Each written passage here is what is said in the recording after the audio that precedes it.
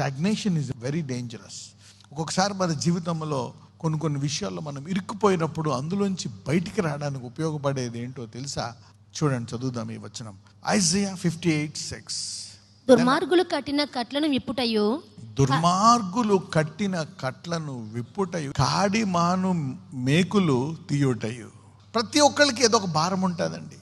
ప్రతి ఒక్కరికి ఏదో ఒక భారంతో అందరూ బాధపడతా ఉంటారు. బాధింపబడిన వారిని విడిపించుటయు, ప్రతి కాడిని విరగగొట్టుటయు. ఏం చేయాలంట? ప్రతి కాడి. అంటే కాడి అంటే ఏంటి? అదొక భారం, అదొక బాధ. ఏదైనా అవ్వచ్చు. It could be any problem. Could be a headache are depression, లేకపోతే ఎవరో ఏదో అవమానము చెందడము, వాళ్ళకి కొంచెం ఎంకరేజ్మెంట్ కావాలా, మేబీ ఒక hospital bill, something like that, educational fees, maybe ఆ నెలాఖరికి వాళ్ళకి తినడానికి తినలేదేమో, లేకపోతే వాళ్ళకి ప్రార్థనా సహాయం కావాలేమో, నూనె వేసి వాళ్ళకి ప్రార్థన చేయాలేమో, ఎంకరేజ్ చేయలేమో, మేబీ వాళ్ళకి వాక్యము కావాలేమో, నీతో సహవాసం కావాలేమో, అతను అలా ఒంటరితనాన్ని జయించడానికి. రకరకాల కాళ్ళు ఉంటాయి. ఇక్కడ ప్రతి కాడిని విరగొట్టుటయు నేను ఏర్పరచుకొనిన ఉపవాసం.